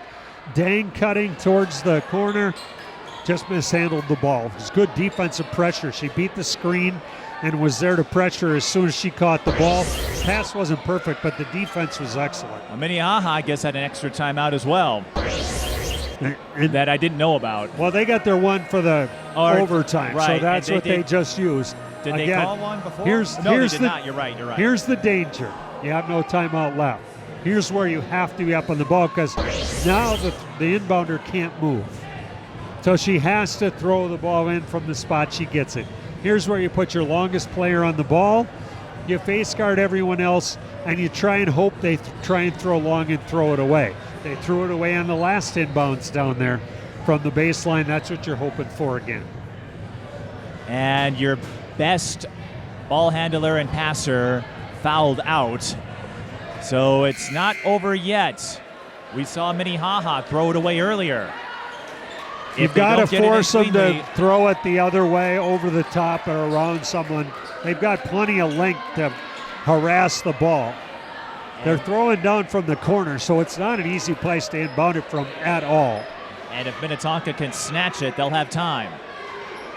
You're trying to force them to throw to that corner and hope that they'll make a miscue. And remember, Allen cannot move, but she finds Sinae Hill. She almost double dribbled. She almost went to pick it up to pass. Got fouled first and can ice it here. Sinae Hill, again, rarely the star of the team, but has been one of the reliables the last couple of years. Doesn't get a lot of the headlines, but more often than not, comes in there with the big plays. Well, he has no timeouts left, so you'll have to go to the honest, floor, even a miss force them to throw up some wild shot. Do you miss intentionally? Well, I don't know that I miss intentionally because you make it, it's over. You right. try and make, but if you miss, you don't move. Well, there you go. There you go. That's ball game. Minnehaha is going to knock off a Lake Conference power. Great win for Minnehaha. 75-71, it's over. Minnehaha knocking off Minnetonka. And Pat, the two IMACs, I don't think Providence and Minnetonka played each other, but how about the IMAC? They've taken on the Lake Conference powers and have picked up some wins. There's no doubt. The top teams in our classes are all outstanding, and you saw it today. Top 2A team taking on a top 4A team and came out with a win. We'll try to get a word with some of the Minnehaha players before we wrap it up. The Red Hawks with their biggest win of the year, 75-71 in overtime.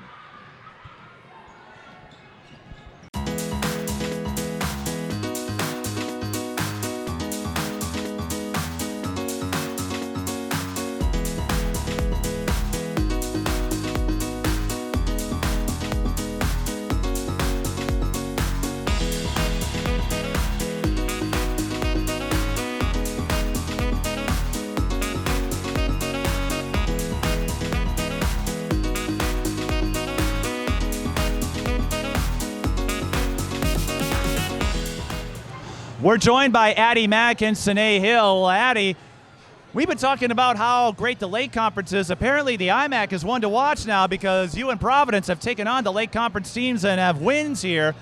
But jokes aside, this has to be one of the biggest wins of the year. How exciting was it to finish out an overtime battle? I think it was super exciting. You know, coming into this game, I think that we knew that we matched up pretty well with them. Obviously, they're very good for a Lake Conference state contending team, so I'm just really proud of all of us, you know, the effort that we came out with, the defensive intensity, and just really how we stayed together throughout the whole game. I think that that was a really solid win for us. And Sinae, this might have meant something a little more to you because you had to go against your AAU teammate. I'm guessing you and Lanelle, there might be some smack talk going Lanelle's way tonight, but you know what she can bring. You know what Minnetonka can bring for a matchup like this. How fun is it and how exciting is it to get a win that's going to put you on the map if you weren't there already? It was really exciting, especially playing against my teammate because me and Lanelle, we've been friends for so long. So, like, her and I were talking to each other, but, like, we were just joking around and stuff. And I think this is definitely going to put me on the map a little bit more and going to put our team on notice. And I think teams are going to want to come at us a little bit more now. Well, Addi, what do you make of Sinae? You fouled out, so you had to sit out the last few minutes. This woman here hit some free throws to clinch it. I guess they've got your back. Yes, well, I know we practice free throws in practice every day, so I trusted my girl over here, and I knew that she was going to make at least one of them, and that's all she had to do, and she did it, so we came out with the dub.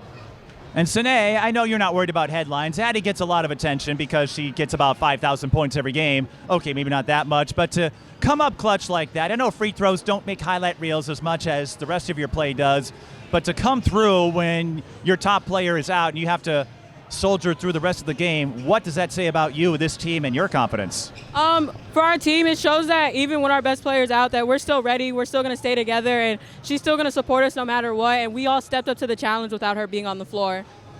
Addi, Minnetonka kept you in check in the first half, and then you found a way to outrun them for the most part afterwards, getting 38 before fouling out. What adjustments did you make?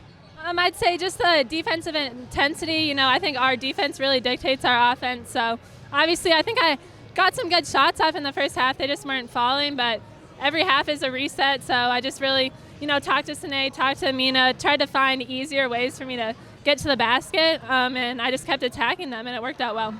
And neither of you were involved per se in the last play of regulation, but final few seconds, it looked like things were about to go honky, crazy, whatever. Amina Allen, wide open for a three, hits it to force overtime. What's going through your mind? Addi, I know you started that play, but to see Amina knock one down when she hadn't hit a field goal all night, that has to add something extra to what was a special night. Yeah, well, I just know how hard that girl works. Like this whole summer, she's been in the gym nearly 6 hours every day, so I trusted her, and I knew that if the ball can find her in that position, she's going to make that shot, and she did, so I'm really proud of her. And Sinae, your take on that last play of regulation? Yeah, Mina works harder than anybody else on our team, and we know Mina has so much energy, and the ball finds energy, and so that Mina was bound to make that shot no matter what. Early in the season, you played some top contenders. De La Salle, Orono came up a bit short. Providence, of course, you get another meeting with them, but what did you think you learned in these matchups that allowed you to come through and get a win tonight after coming oh so close the last few times? I'd say, just staying focused, staying true to our plan. You always have ups and downs within the season, but I think for us, this is a good statement win for us. A couple of those losses earlier in the season, I don't think that accurately represents what type of team that we are, but we just take one game at a time. We have a lot of good opportunities coming up to show that we can play with the best teams in the state and that we are one, and I think that we took a step towards that tonight. I think this really showed how connected we are as a team, obviously, and when things got hard, even when we were down 5 in the second half, none of us were phased. We played really poised together, so I think this really showcased how connected and together we are as a team. And before we go, do you want to say hi to anybody? Hi to everyone watching. I'm sorry I fouled out, but I hope you guys had a good time watching. Hi to everybody that's watching. I know my aunt's watching. I hope she's still watching, but thank you for watching. Well, one of them came by to say hello. Really? Jade. Oh, yeah. She's downstairs still, I think. And just remember, Sinae still has a win against Jade and Angel. Has that there. But seriously, they got the big win, and I don't think they'll mind if you fouled out because you know why? You've got Sinae. Now if you foul out again, you've got Sinae to back you up. Yes. Hopefully that doesn't happen, though. Yeah. Congrats on the win, and then go enjoy the rest of your holiday. Thank you. You as well. Addi Mack and Sinae Hill of Minnehaha Academy will have more from the St. Catherine MLK invite soon.